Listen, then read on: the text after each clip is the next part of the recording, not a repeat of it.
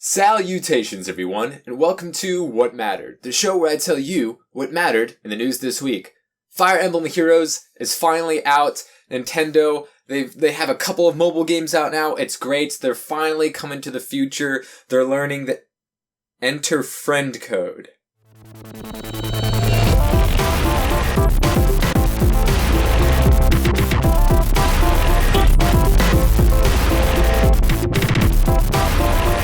So yes, Fire Emblem Heroes is out. Not as long as a wait for iOS as many people anticipated, as long as they said that it would be. So it's out on all your mobile devices. Free to play, Japanese game, pretty much what we would expect. It's very similar to how almost all the free to play microtransaction based Japanese mobile games are.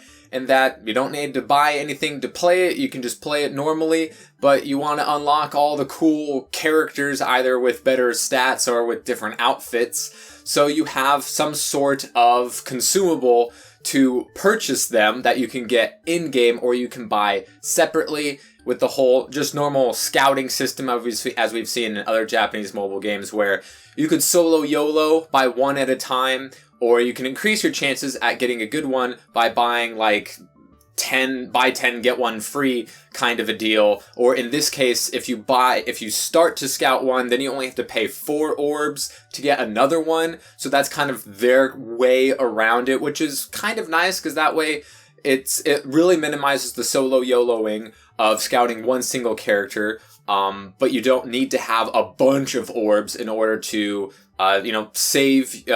get the maximum value out of the orbs that you do have, and the fact that you only need to buy one in order to start saving 1 orb per transaction, as opposed to all of a sudden you need 150 orbs in order to scout 10 of them or 11 of them or something like that.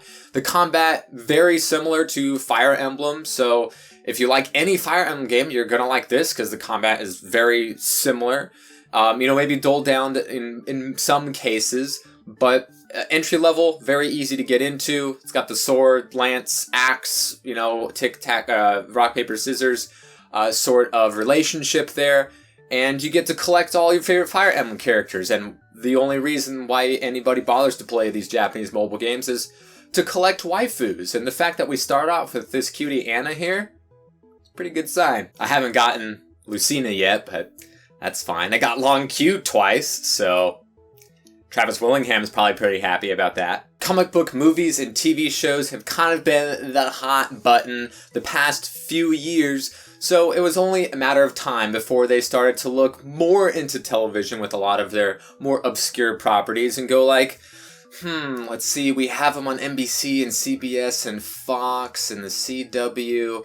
Let's focus more on the tweens. So yeah, that's what we're getting. We've heard for a long time that they've been trying to get Cloak and Dagger onto television. Well, it's finally happening on ABC's Freeform. They have their cast right here. Maybe you recognize them. I don't know. They're way too young for me to have seen anything that they might have been in. And we have also heard news of full casting of The Runaways. The Runaways will be on Hulu, so a digital platform which we've seen a lot of success with Marvel and how they've handled that on Netflix thus far. We've also heard a lot of tries of trying to get The Runaways off the ground of either a movie or a TV show, where the latter seemed more likely over the past couple of years. And we have that cast as well, very young, very pretty. Even the character that's supposed to be a little overweight isn't casted as such, so I'm sure there'll be plenty of outcry over that. But the cast is as diverse as the Runaways are. And the fact that it'll be on Hulu is a platform that we haven't seen comic book TV adaptations made yet, so I don't know how much of a high hopes we should have for either of these adaptations, whether you're a fan of the comics or not, but The Runaways sells pretty darn well and is a very highly regarded comic book over the past decade or so.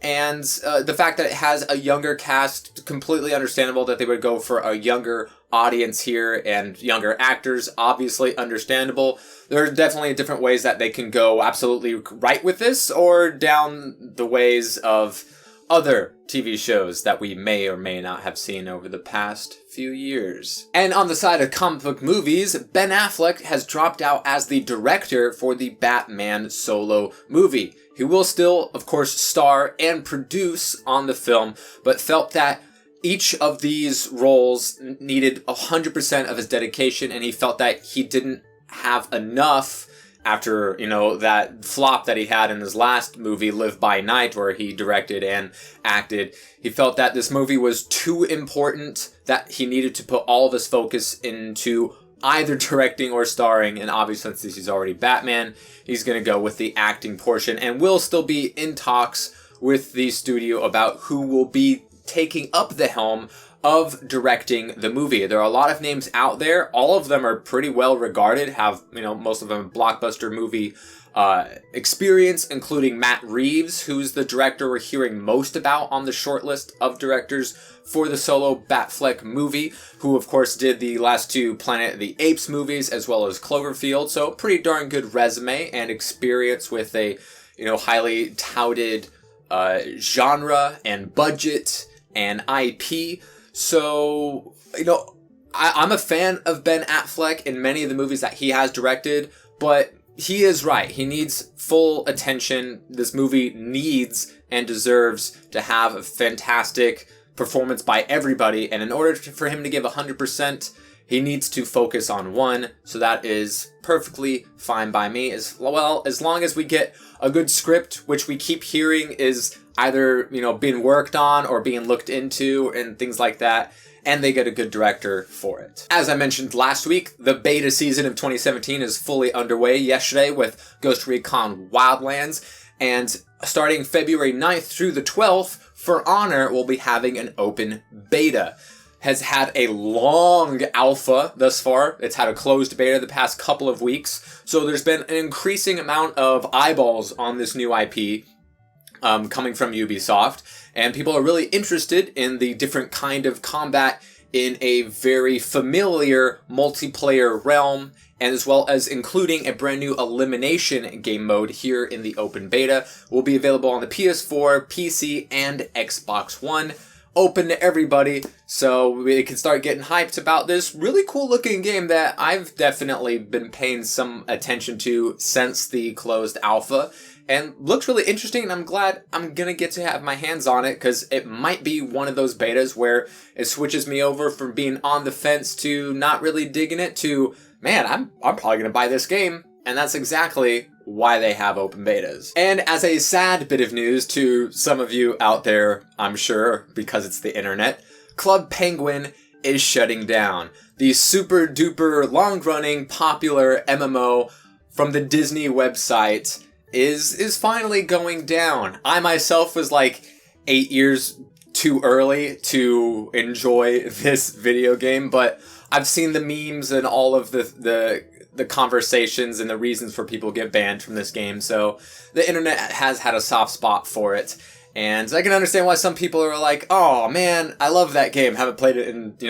6, 8, 10 years, but it's a shame it's going down. The reason that they're shutting it down is so that they can launch the Club Penguin mobile game, which is completely understandable. It gives them a more traditional mainstream platform for this type of game, because yeah, sure, it's an MMO, but it's just a bunch of mini games and socializing aspects to it.